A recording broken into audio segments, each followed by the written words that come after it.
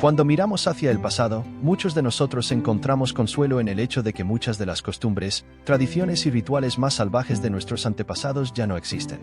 Quizás lo más reconfortante sea que muchos de los métodos más sangrientos y desordenados utilizados para el castigo, como el horrendo proceso de desollamiento del águila de sangre, han desaparecido. Sin embargo, aterradora y lamentablemente, algunos de estas prácticas medievales todavía están presentes hoy en día, e incluso algunos son respaldados por gobiernos que generalmente defienden los derechos humanos.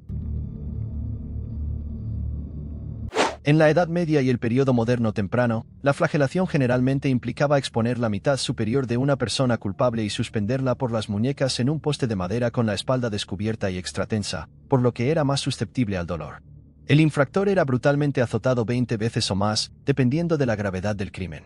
Si la víctima se desmayaba durante el tormento, ya sea por pérdida de sangre o por shock, la flagelación se detenía y se le echaba un cubo de agua en la cara para restaurar la conciencia, tras lo cual continuaba. La flagelación era una ocurrencia regular en Europa y generalmente se reservaba para aquellos que robaban, engañaban o estaban ebrios en público, como en Durham en 1690, cuando una mujer casada llamada Eleanor Wilson recibió una flagelación después de ser sorprendida ebria un domingo. Desde el siglo XX, este castigo extremadamente doloroso desapareció de Europa, pero desafortunadamente todavía se practica en muchos países musulmanes hoy en día, como Indonesia, Irán, Singapur y las Maldivas. En Arabia Saudita, uno de los casos más infames involucró al bloguero Raif Badawi, quien en 2014 fue condenado a 1000 latigazos por criticar el Islam en línea, mientras que a un hombre filipino se le dieron 75 latigazos por llevar accidentalmente al país 2 barras de chocolate con alcohol dentro.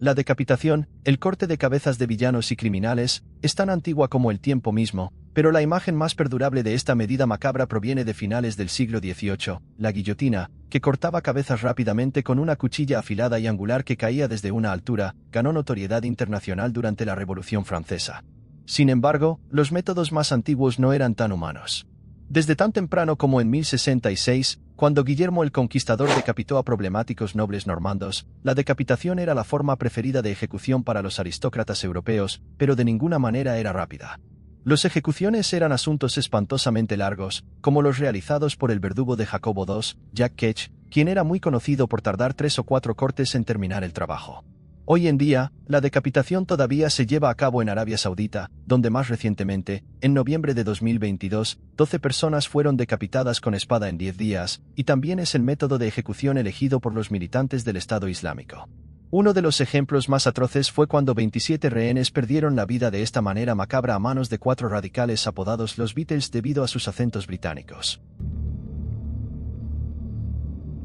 La crucifixión, incluso antes de que Jesús fuera colgado en la cruz, era una elección punitiva muy popular en el mundo antiguo. Se utilizó más infamemente como castigo contra los perpetradores de una revuelta de esclavos liderada por el exgladiador Espartaco en el 71 a.C. Después de ser sofocada, los legionarios romanos crucificaron a alrededor de 6.000 participantes, alineándolos a lo largo de la Vía Apia para obtener el máximo efecto psicológico. Más tarde, en el siglo XVI, fue comúnmente empleada por los japoneses contra cristianos, como en 1597 cuando 26 fueron clavados en una cruz en Nagasaki, mientras que en 1651 muchos no cristianos sufrieron el mismo destino después de un intento fallido de derrocar al shogunato gobernante. Hoy en día, este castigo bárbaro todavía se lleva a cabo en Sudán, donde está permitido bajo la ley Sharia. En 2013, 3 hombres encontrados culpables de asesinato fueron condenados a la horca y luego a la crucifixión pública de acuerdo con el artículo 168 del Código Penal sudanés de 1991.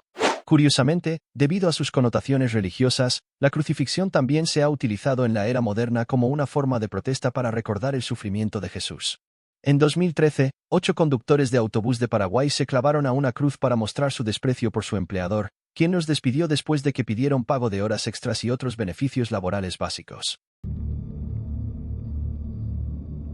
La inmolación, ser quemado en la hoguera, fue un castigo medieval clásico típicamente impuesto a mujeres acusadas de brujería, o más memorables, a Juana de Arco en 1431 en Rouen, Francia. Marcados como herejes por los inquisidores cristianos, la inmolación fue oficialmente sancionada por la Iglesia Católica Romana en 1184 como castigo por herejía, ya que se creía ampliamente que la víctima no tendría un cuerpo para entrar en la vida después de la muerte, condenándolos a un purgatorio eterno. Atados a una estaca e incendiados en grandes fuegos, las víctimas generalmente morían por intoxicación con monóxido de carbono en lugar de inmolación, pero aquellos lo suficientemente desafortunados como para ser encendidos por incendios más pequeños podían sobrevivir hasta 2 horas, eventualmente sucumbiendo al golpe de calor, al shock, a la pérdida de sangre o falleciendo después de que sus órganos vitales se descomponían térmicamente. Hubo muchas variaciones horribles de esta grotesca ceremonia, como la adición de una cuerda atada al cuello de la víctima que los estrangularía al mismo tiempo que eran incinerados, mientras que en Alemania, fanáticos religiosos colocaban trozos de azufre ardiente debajo de las axilas de sospechosas brujas, creando una llama que ni siquiera el agua podía extinguir, lo que facilitaba su desaparición. Asombrosamente, la práctica de caza de brujas aún continúa en partes de África, como en Kenia, donde en 2008, 11 ancianos fueron quemados hasta quedar carbonizados después de que una turba enojada estuviera convencida de que todos eran malvados brujos o hechiceros. La ceguera, la eliminación de los ojos de los infractores, era un castigo impuesto por innumerables civilizaciones pasadas. Instituido en el 303 por el emperador Diocleciano, los bizantinos fueron particularmente entusiastas practicantes, arrancando los ojos de los primeros cristianos con un hierro candente, una estaca para tiendas o un clavo que se sumergía en el iris. En otro lugar, Basilio II, un monarca bizantino posterior del siglo X, infamemente cegó a miles de renegados búlgaros. Se aseguró de que un hombre por cada 100 quedara con un solo ojo para que pudieran llevarlos al rey de los búlgaros, quien al ver los restos espantosos, supuestamente murió de shock instantáneamente. En tiempos modernos, aunque rara, la ceguera todavía está legalmente permitida en Irán bajo una ley en la que la víctima tiene el poder de decidir si el agresor debe tener los ojos arrancados, en una interpretación literal del antiguo proverbio ojo por ojo. En marzo de 2015, los médicos iraníes sacaron un ojo de un convicto con el permiso expreso de su víctima, quien quedó ciego por un ataque con ácido. Otro ejemplo ocurrió durante una represión de protestas que estallaron en la región de Cachemira en 2016, cuando las Fuerzas Armadas de la India cegaron intencionalmente a hasta 500 manifestantes, incluidos niños de tan solo 4 años, disparando pequeñas pelotas de metal en las caras de jóvenes desarmados, causando la pérdida parcial o total de la vista para muchos.